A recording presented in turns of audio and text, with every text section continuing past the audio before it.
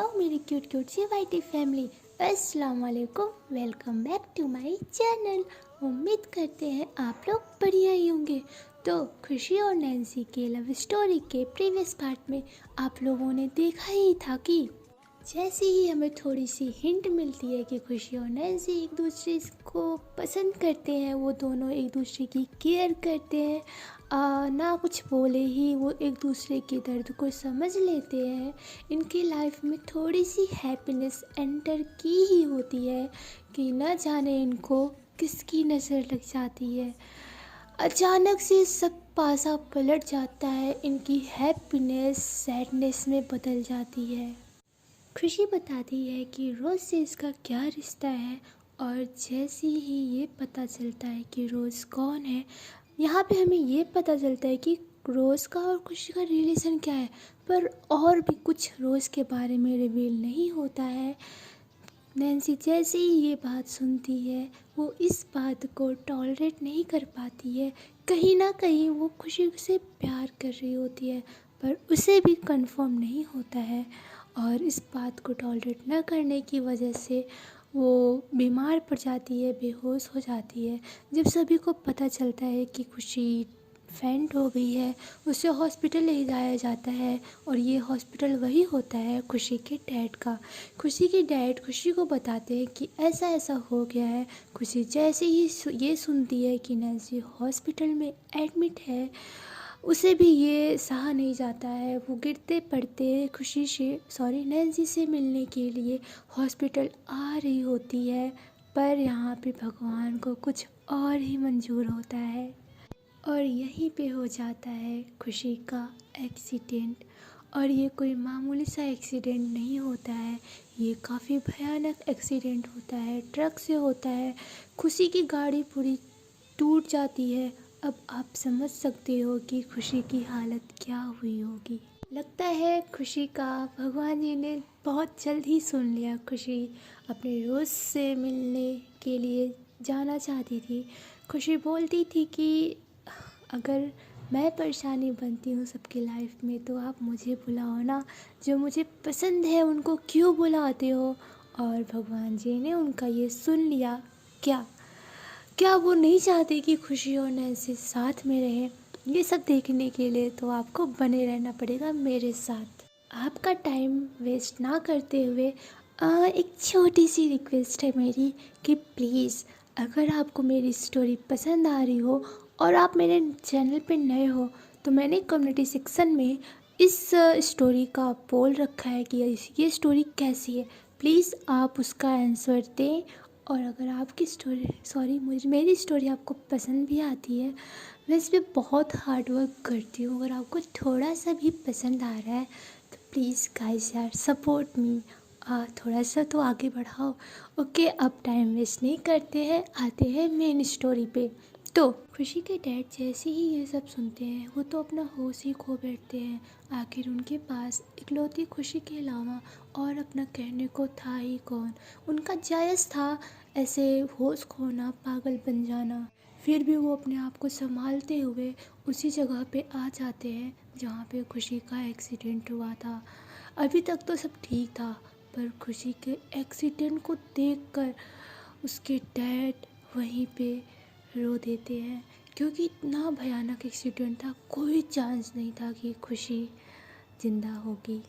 खुशी के डैड उतनी दूर से वो पहले पहुंच जाते हैं, पर एम्बुलेंस अभी तक वहां पे नहीं पहुंची थी। आप लोगों को पता ही है कि हमारे कंट्री में ये मेडिकल सर्विसेज कितनी बेकार है, कितनी घटिया है। यहाँ पे लोग अपनी आखिरी सांस गिन रहे होते हैं, और उन लोगों को कोई फ़र्क नहीं पड़ता है। वो लोग अपना मस्त खाते पीते एम्बुलेंस लेकर आ रहे होते हैं। वहाँ पे एकदम क्राउड हो रखा होता है, सब लोग घेरे होते हैं चारों तरफ से। उसके डैड सबको साइड हटाते हुए जाते हैं गाड़ी के पास, और उसे देखकर तो उनका दिल बाहर आ जाता है। वो एकदम तकलीफ़ में होते हैं, पर फिर भी एक डॉक्टर और एक पिता होने के नाते वो अपना फ़र्ज़ निभाने के लिए पहली बार दरवाज़ा खोलते हैं और खुशी की हालत देखते हैं। ओह माय गॉड, खुशी एकदम खून से लथपथ थी। वो पहले चेक करते हैं कि इस खुशी की सांसें चल रही है कि नहीं।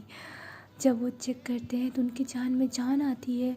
वो तुरंत सब कुछ हटाते हैं और खुशी को बाहर निकाला जाता है, गाड़ी में बैठाया जाता है। वो बोलते हैं कि मैं डॉक्टर हूँ और मैं इसका फादर भी हूँ। तो पुलिस वाले बोलते हैं कि ठीक है, आप जा सकते हैं। ऐसे बोलकर वो अपनी गाड़ी में ही ऑक्सीजन मास्क रखे होते हैं, वो सब पहले लगाते हैं और उसके बाद हॉस्पिटल की तरफ आने लगते हैं। खुशी के डैड जो थे एक बहुत बड़े सर्जन थे और एक बहुत अच्छे सर्जन थे, पर वो चाहते थे कि मेरी बेटी का इलाज बेस्ट से बेस्ट सर्जन करे। फिर वो हायर करते हैं बहुत सारे बड़े सर्जन को, वो कॉल करते हैं और रिक्वेस्ट करते हैं इमरजेंसी बेस पे कि प्लीज़ आप मेरे हॉस्पिटल में आएँ और मेरी बेटी का जान बचाएं। क्योंकि कोई भी डॉक्टर हो, कितना भी बड़ा डॉक्टर हो, पर अपनी बेटी का दर्द अपनी आँखों से नहीं दे सकता, वो उसका इलाज नहीं कर पाता, चाहकर भी उसे तकलीफ़ होती है। इधर हम देखते हैं कि नैन्सी के डैड और मम्मा ये सोचते रह जाते हैं कि भाई साहब चले कहाँ गए इतनी जल्दी में, क्योंकि उनको ये खबर पता नहीं थी। इधर जब खुशी के डैड जैसे ही हॉस्पिटल पहुंचते हैं, खुशी को आईसीयू में लेकर जाया जाता है। और जब ये लोग ऐसे लेकर जा रहे होते हैं तो नैन्सी की मम्मा देख लेती हैं ये तो खुशी की डैड है। जब वो खुशी के डैड के पास आती हैं और पूछती हैं तो उन्हें पता चलता है कि ये खुशी है। अब उनकी भी हालत एकदम ख़राब हो जाती है। खुशी की डैड रोने लगते हैं नैन्सी के डैड को पकड़ के। उनका पूरा शर्ट ब्लड से रेड हो चुका होता है। वो वहीं रोने लगते हैं, बोलते हैं कैसे करके मेरी बेटी को बचा लीजिए, कोई भी दुआ कीजिए, कोई भी मन्नत कीजिए, किसी भी मंदिर में जाइए, किसी भी मस्जिद में जाइए, बस बस बस मेरी बेटी को बचा लीजिए, उसके अलावा मेरी लाइफ में और कोई नहीं है। ऐसे बोलकर वो रोने लगते हैं। इधर सबकी हालत ख़राब हो जाती है। जिसको जिसको पता चलता है सब एकदम रोता हुआ चेहरा ले लेते हैं। इधर खुशी तुरंत अंदर जाती है आईसीयू में और उसका इलाज होना शुरू हो जाता है। खुशी के डैड ने जो डॉक्टर्स हायर किए थे वो भी आ जाते हैं और वो लोग ही खुशी का इलाज कर रहे होते हैं। इधर एक साइड नैन्सी थी तो एक साइड खुशी थी। नैन्सी को अब होश आने लग गया था, वो धीरे धीरे उठने लग गई थी और वो जैसे ही उठती है उसके लफ्ज़ निकलते हैं खुशी। वाह, जस्ट इमेजिन, उसके हर लफ्ज़ में खुशी बस रही है। इतना जल्दी कैसे? पर जैसे ही वो उठती है उसे ये नहीं बताया जाता कि खुशी कहाँ पे है। नैन्सी की नज़रें खुशी को ढूंढ रही होती है और जब उसे खुशी नहीं मिलती है तो उसके दिल में एक दर्द सा उठता है कि जिस बंदे को मैं इतना पसंद करती हूँ वो मुझसे मिलने भी नहीं आ सकी, वो मुझे सिर्फ देखने भी नहीं आ सकी। क्या मेरे तकलीफ़ होने पे उसे तकलीफ़ नहीं होती है? क्या वो एक जस्ट फ्रेंड के लिए भी मेरे से मिलने के लिए आ नहीं सकी? उसके दिल में, उसके माइंड में बहुत सारे सवालों का तूफान चल रहा होता है। अब उसे कैसे बताया जाए कि आपसे ही तो मिलने के लिए आ रही थी पर वो मिल ना सके, तो उसमें उसकी क्या गलती है? वो खुद अपनी आखिरी सांसें गिन रही है, वो खुद अपनी ज़िंदगी और मौत से लड़ रही है। उसे खुद अब दुआ की ज़रूरत है, उसे खुद अब सहारे की ज़रूरत है, उसे खुद अब आपकी ज़रूरत है। नैन्सी, आप समझो, आप अपने दिल की बातों को सुनो। क्या आपका दिल धड़कना स्टार्ट नहीं किया? क्या आपका दिल ये न जानते हुए भी कि खुशी के साथ कुछ हुआ है ये नहीं बता रहा है, ये इंडिकेट नहीं कर रहा है, आपको बेचैनी नहीं हो रही है क्या? क्योंकि जिससे हम प्यार करते हैं अगर उसे कुछ भी होता है हमें उसकी भनक भी नहीं होती है, पर फिर भी पता चल जाता है कि वो दर्द में है, उसे हमारी ज़रूरत है। आप कब समझोगी नैन्सी? नैन्सी बहुत सैड हो जाती है जब ये सब देखती है और उसे अच्छा भी नहीं लग रहा होता, उसे अजीब सा लग रहा होता है, उसका मन मचल रहा होता है, उसे अंदर से मतलब अच्छा फील नहीं हो रहा होता है। ऐसा क्यों हो रहा होता है? क्या उसकी कंडीशन की वजह से, या जैसा कि मैंने अभी एक्सप्लेन किया उसकी वजह से? नैन्सी को अब रहा नहीं जाता है, वो खुद ही पूछ लेती है अपनी मम्मा से कि मम्मा खुशी नहीं आई क्या देखने के लिए? और जैसे ही नैन्सी की मम्मा ये सुनती है, उनकी भी आंखों में आंसू आ जाते हैं। वो बोलती है कि आई थी ना बेटा, पर चली गई। तो नैन्सी बोलती है कि मम्मा आप सच बोलिए, मुझे पता है आप झूठ बोल रही हो, आपकी आंखों से पता चल रहा है। क्या कुछ हुआ है क्या? आप इतनी आंखें नम क्यों हैं? तो नैन्सी की मम्मा सोचती कि यही सही टाइम है और बता देती हैं कि खुशी की हालत क्या है। खुशी अपनी आखिरी सांसें गिन रही है। नैन्सी जैसे ही ये सुनती है वो बोलती क्या? ऐसे बोलकर वो तुरंत अपना ड्रिप्स वगैरह निकाल देती है खींचकर। उसके जो हाथ में थे वहाँ से ब्लड आने लगते हैं। तभी नैन्सी की मामा बोलती है पागल मत बनो और यहाँ पे चुपचाप बैठो। बोलती नहीं मम्मा मुझे खुशी से मिलना है। कहाँ पे है खुशी?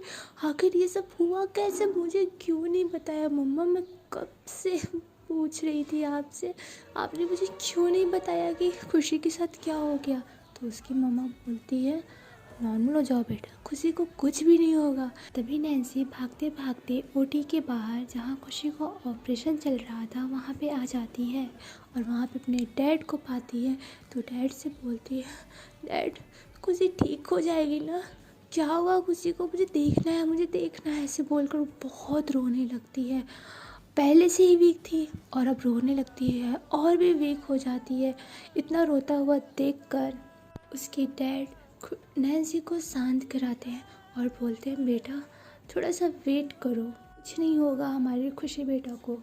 इधर हम देखते हैं कि डॉक्टर्स को ओटी में गए लगभग 4 से 5 घंटे हो जाते हैं, पर खुशी के अंदर कोई भी बदलाव नहीं दिखाई दे रहा था। रात से सुबह होने को आई थी पर खुशी कोई भी मूवमेंट नहीं कर रही होती है। ऐसा लग रहा था मानो खुशी को कोई जीने की वजह ही नहीं मिल रही है जिससे वो जीना चाहे, जिससे वो रिकवर हो। तभी खुशी की डैड अपनी नम आंखों को लिए ओटी से बाहर आते हैं। नैन्सी खुशी के डैड को पकड़ लेती है और बोलती है अंकल अंकल क्या हुआ खुशी को? खुशी ठीक तो है ना? तो उसके डैड बोलते हैं कि बेटा उसे कोई भी रिस्पॉन्स नहीं दे रही है, वो उम्मीद बहुत कम हो गई है, कोई भी चांस नहीं दिख रहा है। जैसे ही ये सब सुनता है सब क्या बोले, सब एकदम सतबुद्ध हो जाते हैं। कुछ फील ही नहीं हो रहा होता है। मीन्स लाइक कि एकदम माहौल सैडनेस में बदल जाता है। तभी नैन्सी रिक्वेस्ट करती है कि प्लीज़ अंकल प्लीज़ मुझे खुशी से एक बार मिलने दीजिए प्लीज़। ऐसे बोलती है, बहुत रिक्वेस्ट करती है। तो उसके डैड खुशी को नैन्सी को अंदर लेकर जाते हैं। नैन्सी जब खुशी को देखती है उसका दिल जोरों से धड़कने लगता है, मानो वो अभी बहुत टूट चुकी है, पर फिर भी अपने आप को हौसला दिलाती है और खुशी के पास जाती है, उसकी हाथों को अपने हाथ में लेती है और खुशी से बोलती है कि बिल्कुल एकदम करीब जाकर उसके कानों में बोलती है कि खुशी आप मेरी बातों को सुन रही हो ना?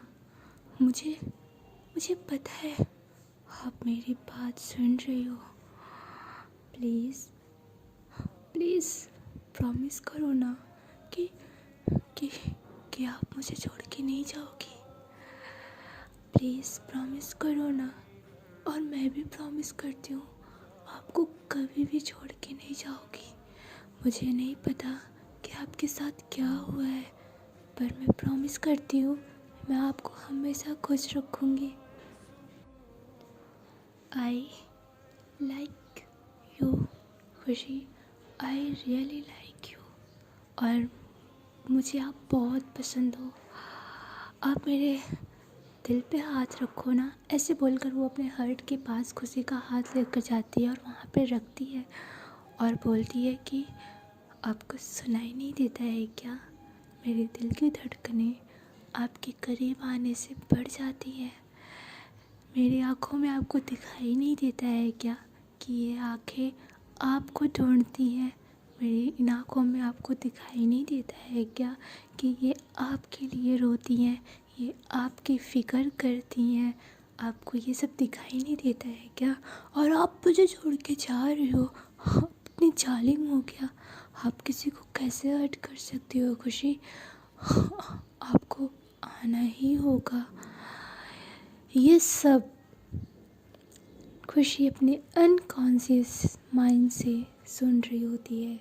नैन्सी ये सब बोलने के बाद खुशी के माथे पर चूमती है और बोलती है कि मुझे आप पे विश्वास है, आप मेरी प्रॉमिसेस को तोड़ोगी नहीं। अभी भी खुशी का एक हाथ नैन्सी के हर्ट के पास होता है। अब अचानक से खुशी की बॉडी में चेंजेस आने लगते हैं। उसके हाथ जो थे पहले एकदम ऐसे थे कि वो हिल नहीं रहे होते हैं, पर उसके हाथ हिलने लगते हैं। और जैसी ही नैन्सी ये देखती है, तुरंत वो खुशी के डैड को बुलाती है।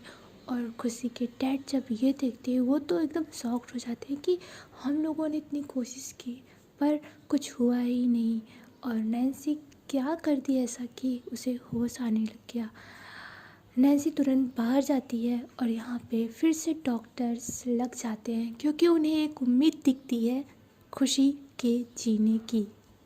इधर हम देखते हैं कि नैन्सी वहाँ से जैसे ही बाहर निकलती है, वो पागलों की तरह हॉस्पिटल से ही निकल जाती है बाहर और रोड पे चलने लगती है और बहुत रो रही होती है।